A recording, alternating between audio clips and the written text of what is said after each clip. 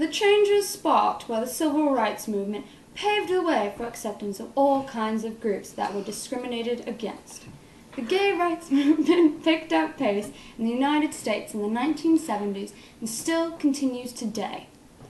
In this segment, we will explore major events and important people of the 40-year fight for acceptance, as well as interview those still fighting for it today. Throughout history, views on homosexuality have been controversial and often horrendous. In 1779, even Thomas Jefferson, who was considered a liberal at the time, proposed castration of gay men and mutilation of gay women. The common penalty at the time was death. Not until 2003, in the case of Lawrence v. Texas, did the laws criminalizing same-sex intercourse end. The gay rights movement finally picked up meaning and pace in the late 60s. In 1967, the first gay publication was started in Los Angeles called The Advocate.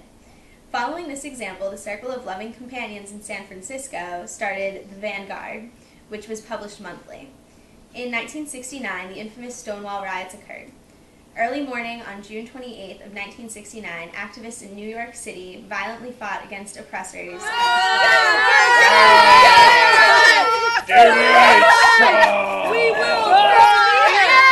I like men. This event is now known as the major turning point of gay rights. It was the first time that homosexuals really fought against groups that hindered their rights in a violent and very public way. This strong public display of protest was inspired by the success of the civil rights movement. This success really paved the way for the entire fight for gay rights, especially these riots. Leaders of the religious right were squarely behind Ronald Reagan in the 1980 election. Democratic leaders had everything to gain and little to lose by supporting gay rights, so they inserted a new plank to the party platform. All groups must be protected from discrimination based on race, color, religion, national origin, language, age, sex, or sexual orientation. 3 years later, Gary Hart became the first major party presidential candidate to address an LGBT organization. Other candidates of both parties have followed suit. Harvey Milk was the first openly gay man to be elected to public office in the USA. He won the seat of city supervisor in 1977. According to an eyewitness, Anne Cronenberg, what set Harvey apart from you or me was that he was a visionary. He imagined a righteous world inside his head, and then he set about to create it for real, for all of us. He later on, after his death in 2003, won the Presidential Medal of Freedom. Milk, and I'm here to recruit you. The first gay people we must elect must be strong.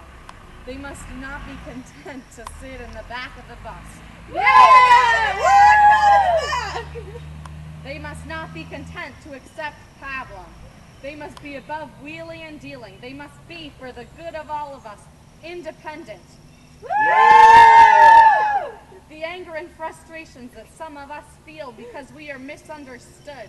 And friends can't feel the anger and frustration. No, they can't! Oh, hell no. If a gay person makes it, the doors are open for everyone. So if there is a message I have to give, it is that I found one overriding thing about my personal election. It's the fact that if a gay person can be elected, it's a green light. And you and you and you and you have to give people hope. Thank you very much.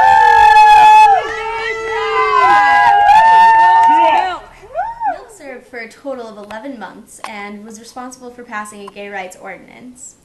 On November 27, 1978, Dan White, a bitter city supervisor who had been fired, assassinated Mayor George Moscone and Milk. In 2002, Professor Peter Novak of the University of San Francisco called Milk, I quote, the most significant open LGBT official ever elected in the United States to this date. We are here today with the mother of Matthew Shepard, a boy who was brutally murdered. For those of our viewers that haven't heard, could you please explain what happened to your son, Matthew?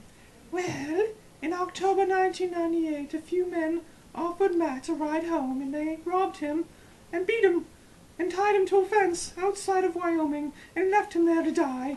18 hours later, he passed away. Tell people what you just found out before you walked out.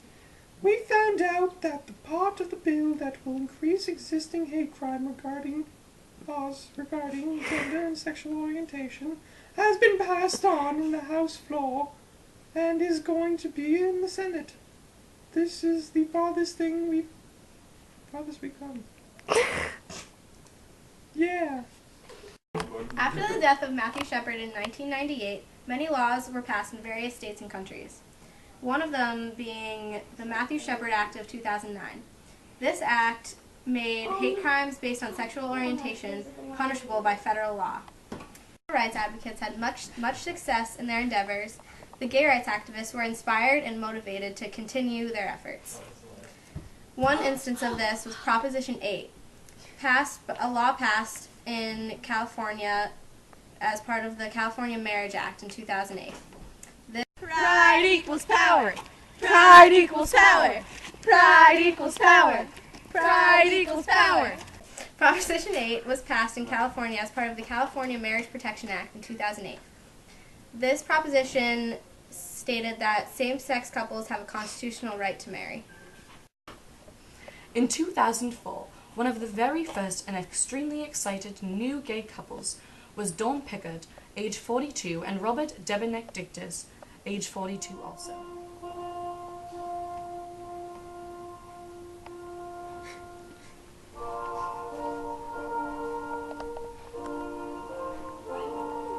Together, 12 years, they had 2 children and were residents of Cambridge, and were one of the first couples to be married after this new law was passed in Massachusetts in 2004. The fight continues today despite the drastic advancements made within the last 40 years.